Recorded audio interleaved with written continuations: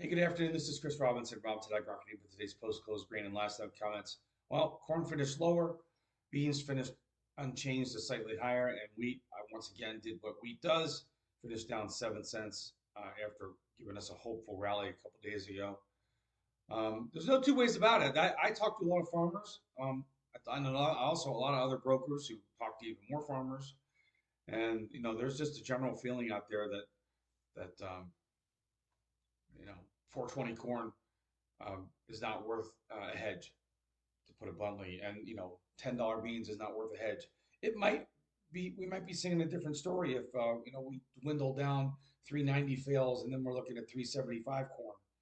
You might be singing a different story if we go back down to 970 soybeans. So I get it. It's a bad place to be. You feel like you're a rock in a hard place. It's very irritating to see uh, Argentina sell, you know, $7 billion worth of stuff to China, and we're sitting at home twiddling our thumbs.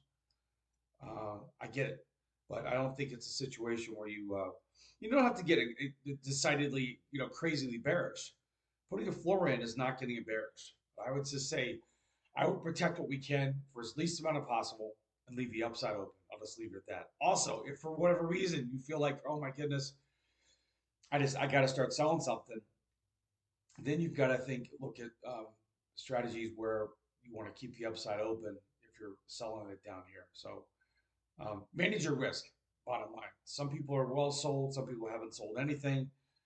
Everybody's in a kind of a different boat here, um, but I am concerned that we're getting to the point now where it's been a slow slide for 3 years in the grains, and guys are just like to the point where they're okay. How much worse can it get? Um, I think the American farmer is pretty undersold.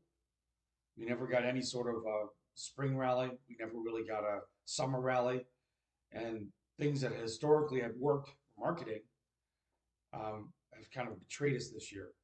And we didn't get a whole lot of opportunities. I'm well aware of that. When we have our high in February at 479 and three quarters, and then we bottom out in August at 392.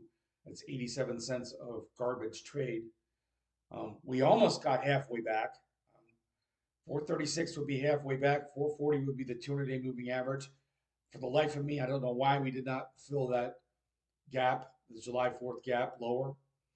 That was really the first red flag. So um, I'm a glass half full person. I'm hope that we get a rally to 460. I really do. But what I want to make sure is that we don't stumble into sub 390 corn with nothing hedged and nothing protected. So that's my 2 cents to start the day off. I did spend about 20 minutes today doing my weekly client podcast. If you are a subscriber to the letter, if you are getting my cash sale recommendations, if you're getting my hedge recommendations, I do that once a week, um, just so you can kind of like a mini classroom to remind you what I'm looking at, what I'm doing it. There's nothing that I do that anybody can't do, right? I just have time and experience having done it. I've not reinvented the wheel. There's not some super strategy, super computer out there that's telling me where the highs and the lows are. That's complete nonsense. But I can help you reward rallies and defend them and keep your options open. I can help you manage your risk, through an ongoing year. And that's what I try to do. So if you're interested, you can sign up for that letter. It's $50 a month. It's month to month. If you don't like it, you don't have to sign back up again. But it gives me a chance to spend some time talking to people, and really explaining what I'm looking at. So for the day, D's corn finished down 3 3/4 cent at 422 for the day. November beans finished up penny and a half at 10.13 3/4. December Chicago wheat finished down 7 1/4 cent at 5.19 3/4. Kansas City wheat finished down 6 3/4 cent at 5.05 1/2. The worry there is, if Kansas City gets a four in front of it, it's going to embolden people to sell more. Was it a reasonable day in the meal, and soybean meal has been under a lot of pressure? That's something I talk about with my end users. If you use a lot of meal, um, that contract there is at a critical point as well, where you may want to manage some risk. Flip it over to the livestock. Well, I guess it's good that we didn't have a third day in the row of prices in the red if you're a bull in the protein complex. We did get really good news for the hog producers with the Thursday pig report. The supply is not there, smaller than everybody thought. And lo and behold, new contract highs, which is really what we want. Did we hedge in front of the report? Absolutely. Are we happy that the puts that we spent 2.5 or 3 cents on are losing value? Absolutely, because that means we're gaining in the cash market and we're not making any margin calls.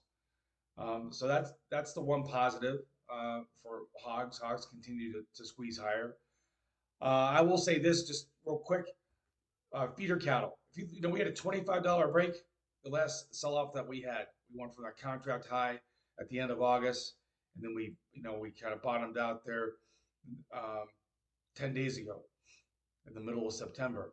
Where we settled today, right in the middle of that whole mess. Okay, this 354, 355 area. So everybody out there, bulls and bears, you're equally right now, depending on where you got long or short in the last month. If you got long at the highs or you got short on the bottom, you're equally taking heat right now. And it's no coincidence, I don't think, that we settled there for today. We're going to have to see if that market continues its squeeze higher. Continue to see it in the headlines. Continue to see, you know, ideas that the USDA somehow is going to try and get involved to try and make things better by getting involved in the cattle market. That remains to be seen. Nothing official has been announced yet. So that's it for this week. If you're not getting my letter, sign up for it. It goes out every morning, Monday through Friday and Saturday. Tomorrow I'll get up. I'll spend about 4 hours and I go through and look at all these markets and I look at the big long-term picture. And the other thing you'll get is the weekly. It's basically like a classroom. I sit there. It's a PowerPoint presentation which I walk you through. I can show you exactly what I'm looking at, which is a lot easier than just reading a letter or even trying to figure it out on your own. I just share the stuff that I've learned. Hopefully, it helps you make better decisions. This is Chris Robinson. Have a great and safe weekend. I know you guys are out there getting ready to harvest or harvesting right now. I hope it's going well. And let's hope that we get some better news next week with relationship between the United States and the Chinese. Have a great weekend.